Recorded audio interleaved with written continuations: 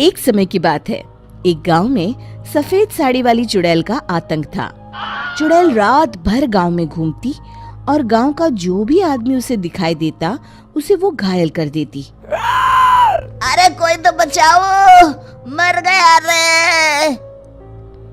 एक रात हरिया अपने खेत से अपने घर लौट रहा था कि तभी अचानक उसके सामने चुड़ैल आ जाती है। अरे बाप रे, ये चुड़ैल कहाँ से आ गई?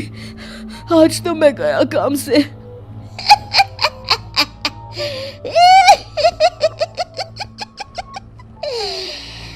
आज मुझे मेरा शिकार मिल गया। अरे चुड़ैल दीदी, मुझे छोड़ दो।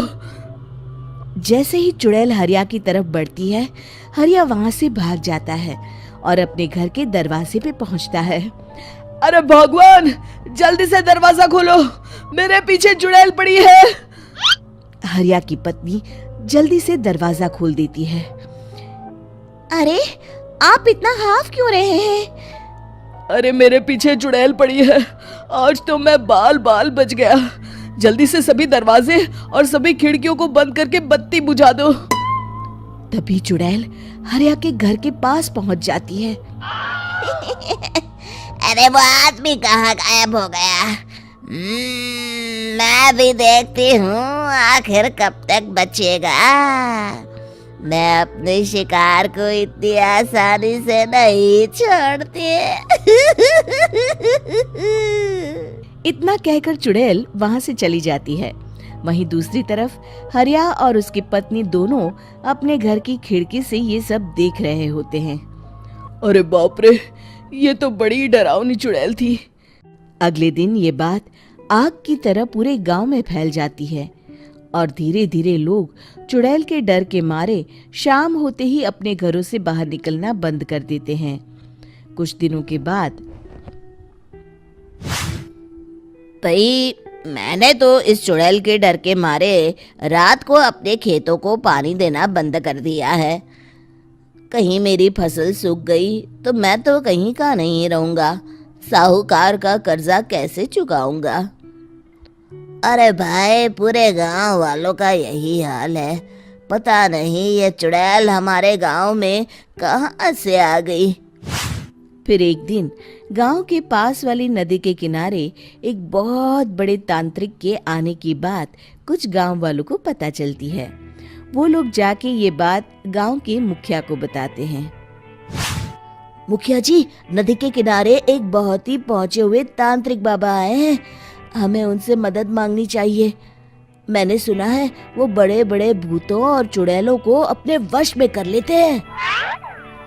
मुखिया जी सभी गांव वालों को लेकर उस तांत्रिक के पास पहुंच जाते हैं। ओम फट स्वाहा, ओम फट स्वाहा। तभी तांत्रिक अपनी बंद आंखों को खोलकर कहता है, क्या बात है? तुम सब लोग यहाँ क्यों आए हो? मुखिया जी उस तांत्रिक को सारी बात बता देते हैं। अच्छा, तो ये बात है। और तांत्रिक अपनी आंखों को बंद कर लेता है। मैं देख रहा हूँ तुम्हारे पूर्वजों ने बहुत पाप किए थे, जिससे ये गांव अब श्रापित हो चुका है। उसी के फल स्वरूप तुम्हारे गांव में चुड़ैल आई है। ये चुड़ैल बहुत खतरनाक है, ये किसी को नहीं छोड़ेगी। हे भगवान, मर गए रे, अब क्या होगा? तभी गांव के मुखिया जी कहते हैं, बाबा, इस चुड़ैल से हम सबको बचा लीजिए। कोई तो उपाय होगा। इसका सिर्फ एक ही उपाय है। सभी गांव वालों को बारी बारी हर दिन अपनी आधी फसल उस पहाड़ी के ऊपर बनी काली गुफा में छोड़ के आनी होगी। तभी उस चुड़ैल की भूख मिटेगी और श्राप का प्रभाव खत्म हो जाएगा और तुम सब जिंदा बच जाओगे। सभी गांव वाले उस तांत्रिक की बात को मान लेते हैं और वहां से चले जाते हैं। फिर अगले दिन से रोज उस गांव के लोग बारी बारी से अपनी आधी फसल उस काली गुफा के पास जाकर रखाते।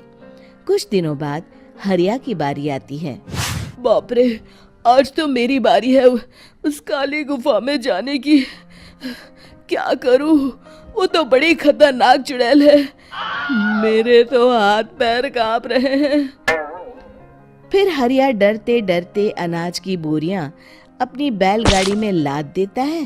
तभी हरिया की पत्नी उससे कहती है, देखो जी, संभल के जाना और किसी भी हालत में शाम होने से पहले वापस आ जाना। उस चुड़ैल का कोई भरोसा नहीं है जी।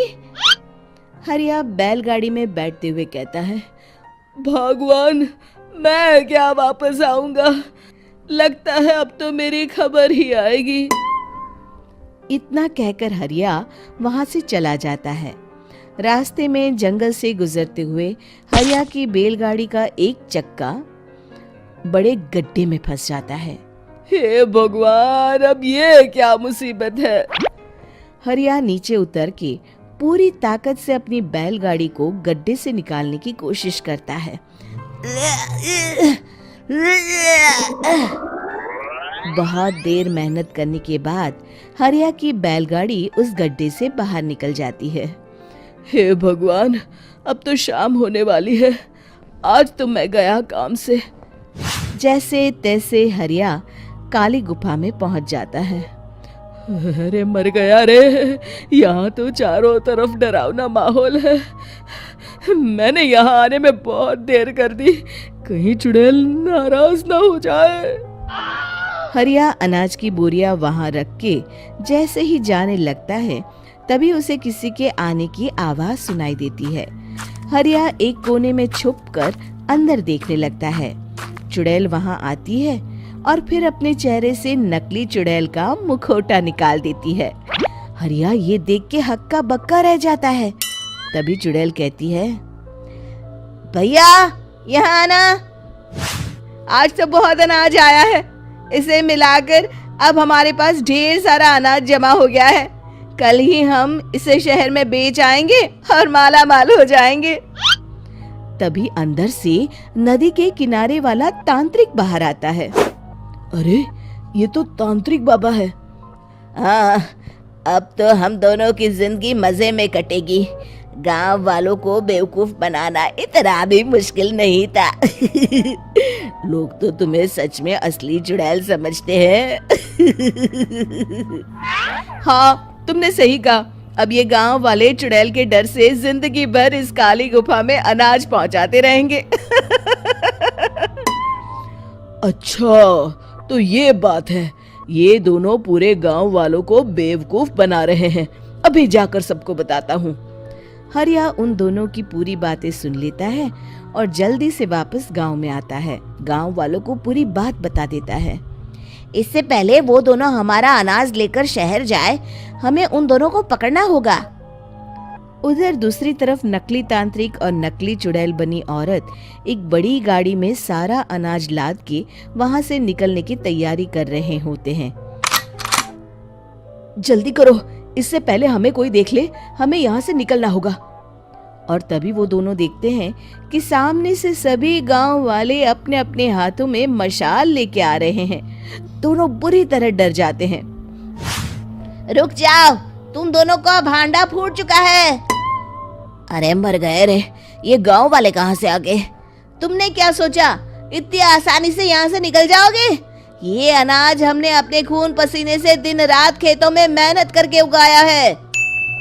दोनों मुखिया जी के पैरों में गिर जाते हैं। हमें माफ कर दीजिए, हम दोनों एक नंबर के कामचोर हैं। बिना मेहनत किए पैसे कमाना चाहते थे। हाँ हाँ, अब हम आगे से मेहनत मजदूरी करके पैसे कमाएंगे। हमें कुछ मत करना, हमें छोड़ दीजिए। इतना कह के दोनों गांव छोड़ के भाग जाते हैं और सभी गांव वाले फिर से खुशी खुशी रहने लगते हैं। शिक्षा, तभी तो कहते हैं कि किसी भी समस्या का समाधान केवल सूझबूझ से ही करना चाहिए और कभी हिम्मत नहीं हारनी चाहिए। दोस्तों, हमें उम्मीद है कि आपको हमारी ये कहानी पसंद आई होगी। कृपया हमारे चैनल को सब्सक्राइब करें और सभी अपडेट्स के लिए बेल आइकन जरूर दबाएं। और हाँ, वीडियो लाइक और शेयर करना मत भूलिएगा। Bye bye.